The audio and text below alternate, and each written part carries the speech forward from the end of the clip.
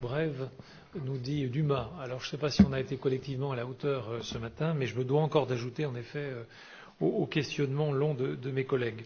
Deux points, Monsieur le Préfet, de votre rapport d'activité me font réagir. Il y a déjà des questions de sécheresse tout à l'heure. J'ajouterai simplement que des mouvements de terrain de sol ont été observés en Bresse, en Val-de-Saône, dans ma commune en particulier, ce qui évidemment occasionne des dégâts importants au sein de maisons d'habitation aux grandes dames des propriétaires qui ont déjà connu un tel phénomène il y a maintenant 3 ans. Alors c'est la question de l'état de catastrophe naturelle qui peut se poser évidemment cela est dû aussi au fait que les assurances elles-mêmes ont ce discours à l'égard de leurs assurés pour dire de quelle manière est-ce qu'il y a une démarche à opérer auprès des mairies, lesquelles mairies vont ensuite intercéder auprès de l'État. Et ma question est donc de savoir de quelle manière vous êtes en capacité, vous-même et vos services, à recevoir ces différentes demandes. Il y a par ailleurs, c'est un second point, des réformes qui s'esquissent à l'échelle nationale et qui, je dois dire, mises bout à bout, commencent à faire sens et interrogent les élus que nous sommes. C'est le cas de la réforme du mouvement HLM et de la réduction sociale des loyers, puisque nous savons maintenant que viendront à manquer quelques 20 millions d'euros de fonds propres aux bailleurs sociaux dans ce département. Évidemment, la prospective nous donne dans le même temps 700 000 habitants à l'horizon 2030, c'est dire le rythme de construction qu'il va falloir accélérer. Et il va falloir en effet accueillir ces nouveaux arrivants, les loger. C'est aussi le niveau de l'activité économique qui en dépend. Vous avez dit tout à l'heure les difficultés de l'emploi, mais il y a aussi nécessité d'accueillir celles et ceux qui voudraient les pourvoir. L'an prochain, ce sont plusieurs centaines de logements qui ne sortiront pas de terre, compte tenu de cette réduction que j'ai évoquée, sociale des loyers. C'est aussi, je dois le dire, la mixité sociale des opérations que nous voulons conduire, une mixité à laquelle nous tenons beaucoup, mais une mixité, en tout cas, qui va se voir mise en difficulté. Les communes qui, dans le même temps, souhaiteraient développer la promotion privée, elles, eh bien, et donc leur urbanisation vont aussi être mises en difficulté puisque les agences de l'eau vont réduire leur intervention auprès des communes. Ce sont 450 millions d'euros dont les agences de l'eau vont se voir amputées. Autrement dit, les territoires de l'Ain, qui sont majoritairement ruraux et périurbains, vont être impactés par les réformes en cours. De quelle manière, Monsieur le Préfet, ces impacts ont-ils été évalués par l'État? Et je crains que la construction de 2000 logements sociaux par an, prévue dans la nouvelle convention de délégation, que cet objectif, en tout cas, soit nettement compromis. Merci, Monsieur le Greffet. Je passe la parole à Monsieur le Préfet pour vous répondre.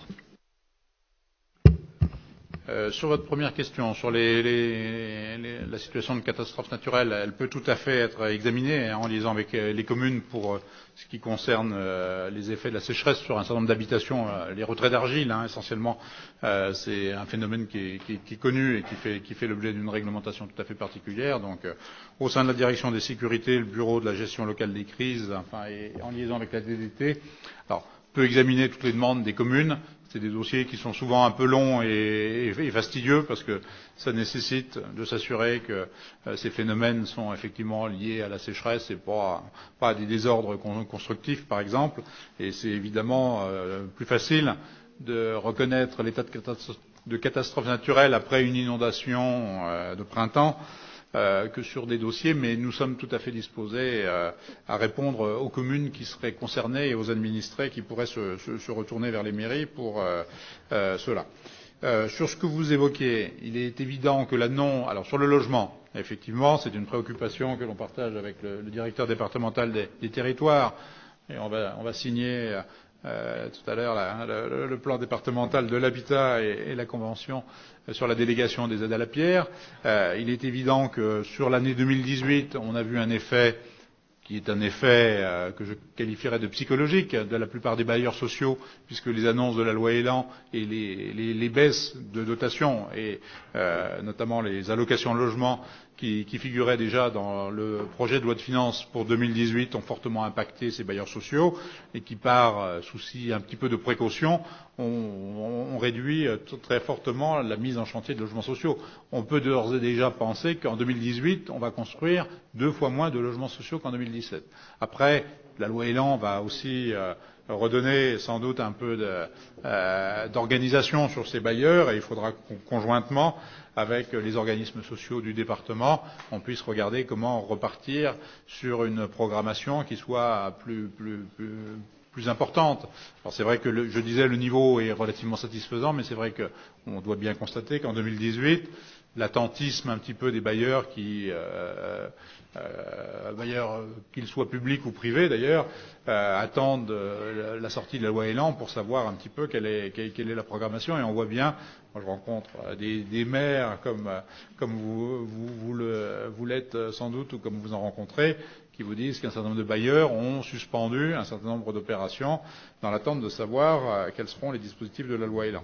Donc effectivement, dans un département où 7 à 8 000 habitants viennent chaque année, il faut qu'on puisse garder une programmation importante de logements sociaux, de logements intermédiaires, d'initiatives privées aussi, accompagner les bailleurs privés, peut-être à remettre aussi en location un certain nombre de logements qui peuvent s'avérer pas tout à fait aux normes, et à travers des programmes comme Habiter mieux ou à travers les aides de l'ANA, on peut évidemment là aussi, je pense, travailler sur l'ensemble des secteurs, la rénovation des bâtiments anciens, la construction de bâtiments nouveaux.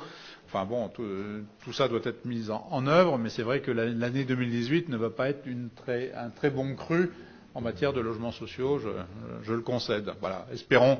Bon, certains bailleurs nous disent on a 2 ou 3 ans un peu de difficiles. Nous, on ne peut pas se permettre d'avoir 3 années consécutives de baisse du logement social avec la très forte pression démographique que l'on connaît. Bien, merci Monsieur le Préfet.